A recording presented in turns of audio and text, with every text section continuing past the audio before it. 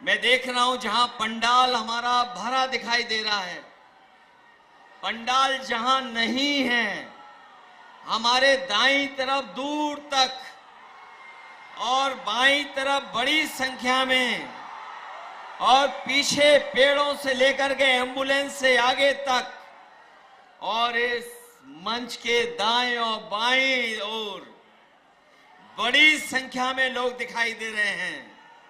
मैं एक एक साथी जो यहां पर उपस्थित है, आप सबका इस तपती हुई गर्मी में जहां आपने मनोबल और जोश बढ़ाने का काम किया है, मैं आप सबका आभार प्रकट करता हूं।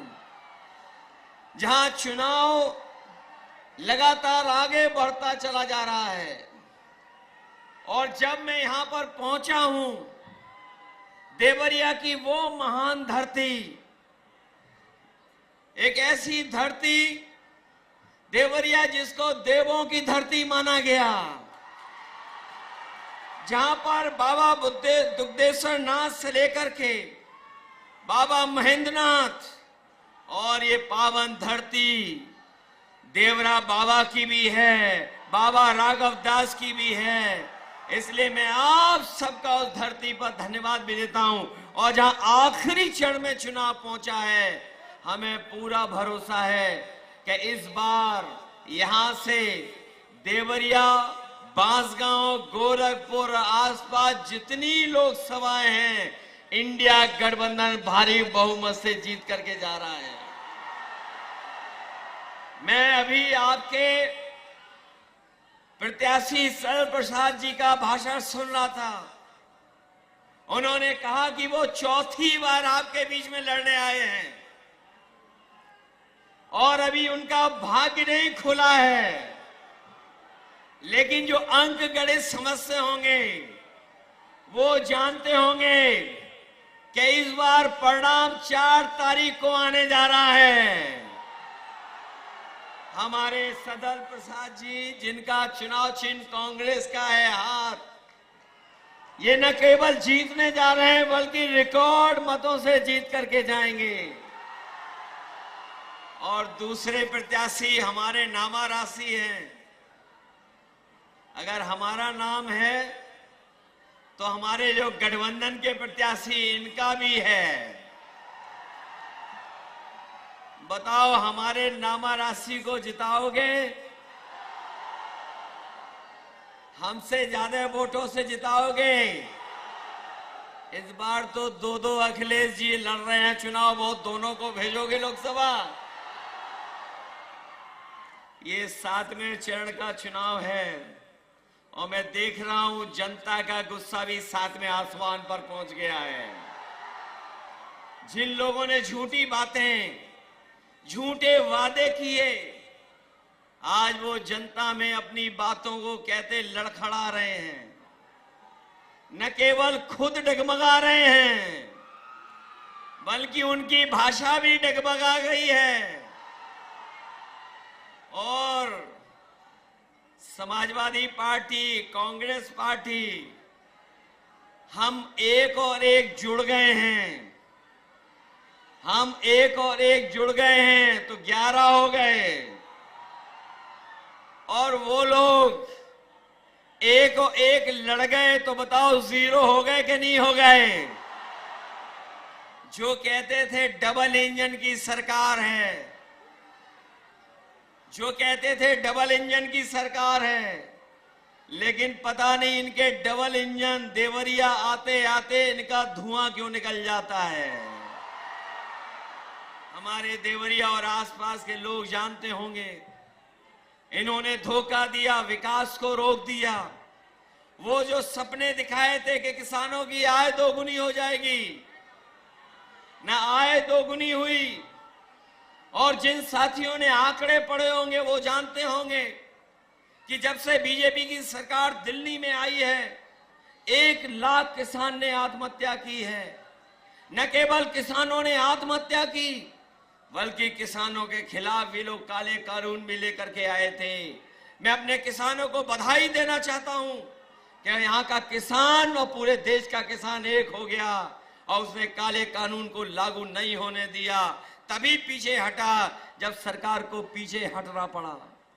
इसलिए जहां इन्होंने किसानों को आय दोगुनी का सपना दिखा करके धोखा दिया, वहीं हमारे नौजवान जानते होंगे उनकी हर परीक्षा का पेपर लीक हो गया।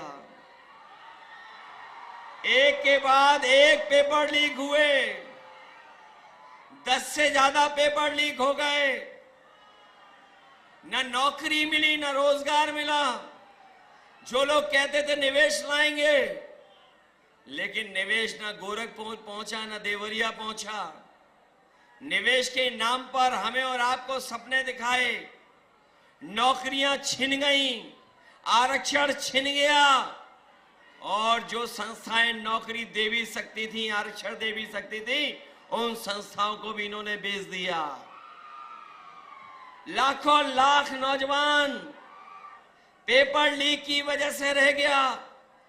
जो मेहनत कर करके फौज में भर्ती होता था, जिस नौजवान का सपना होता था कि वर्दी पहनेंगे पक्की नौकरी मिलेगी, लेकिन वो नौकरी भी इन्होंने छीन ली। इंडिया गठबंधन ने तय किया है कि न केवल सरकारी नौकरियां दी जाएंगी, आरक्षण के तहत आपको हक और सम्मान मिलेगा, और अग्निवीर व्यवस्था हमेशा हमेशा के लिए खत्म हो जाएगी। महंगाई बढ़ा दी, बताओ महंगाई कहां पहुंचा दी। जो चीजें महंगी हुई वो हम और आप जानते हैं। चाहे जो भी जरूरत की चीज हो, सब महंगी हो गई। डीजल, पेट्रोल, खाद, डीएपी सब महंगा हो गया। और सीमा यहां तक ये बीजेपी के लोग लांग गए कि इन्होंने खाद की बोरी से भी चोरी शुरू कर दी। बताओ खाद की बोरी से चोरी हुई कि नहीं हुई? पहले 5 किलो हुई, फिर 5 किलो हुई। बताओ 10 किलो चोरी हो गई कि नहीं हो गई? मैं कभी कभी सोचता हूं ये बोरी की चोरी कहां से सीख करके आए हैं। वो देखा होगा बाजार में आपने पार्ले जी बिस्किट पैकेट, पहले इतना बड़ा आता था, अब कितना बड़ा हो गया। जैसे जैसे महंगाई बढ़ी उन्होंने मुनाफा कमाना शुरू किया। बताओ वो बड़ा पैकेट छोटा हो गया कि नहीं हो गया? इनकी सरकार आ गई तो आप देख लेना, पार्ले जी बिस्किट पैकेट का एक बिस्किट वाला पैकेट मिलेगा। आपकी मोटरसाइकिल महंगी कर दी कि नहीं कर दी? कहां 50,000 में आ जाती थी मोटरसाइकिल, बताओ 1 लाख में आ रही है। पेट्रोल डीजल तो किया ही किया महंगा है। और यही नहीं, जब 2022 में ने वोट चाहिए था तो बताओ राशन में क्या क्या दे रहे थे आपको? राशन में रिफाइंड तेल दे रहे थे, नमक दे रहे थे, दाल दे रहे थे। आज मात्रा कम हो गई, राशन में पता नहीं क्या दे रहे हैं। भरपेट गरीब खाना नहीं खा सकता है। इसलिए समाजवादी पार्टी और कांग्रेस पार्टी ने भी तय किया है कि सरकार बनेगी 4 जून के बाद तो राशन की मात्रा बढ़ेगी, गुणवत्ता बेहतर होगी, पैकेट का आटा और डाटा भी फ्री देने का काम होगा। इसलिए मदद करो सब लोग, मदद करोगे आप लोग? बताओ परिवर्तन की हवा चल रही कि नहीं चल रही है? देवरिया वालों हवा चला रहे हो कि नहीं चला रहे हो? ये पूर्वांचल के लोग हैं, इस बार रुकने वाले नहीं हैं। बताओ हिसाब किताब बराबर करोगे? न केवल हिसाब किताब देवरिया का करना है, बांसगांव से लेकर के गोरखपुर आसपास सब सीटों को जिताना है। क्योंकि ये चुनाव हमारे आपका तो है ही है, लेकिन ये चुनाव हमारे आने वाली पीढ़ी के भविष्य का चुनाव भी है। जहां हमारी भविष्य की पीढ़ी का चुनाव है, वहीं संविधान बचाने का चुनाव है कि नहीं है? संविधान बचाओगे आप लोग? ये संविधान वही है जो हमें आपको सम्मान दिलाता है, हमें आपको हक दिलाता, अधिकार दिलाता है। यही संविधान हमारी संजीवनी है। मैं अपनी बात को कहता हुआ खत्म करता हूं कि रोटी, कपड़ा और मकान, लेकिन सबसे पहले हमें बचाना है संविधान।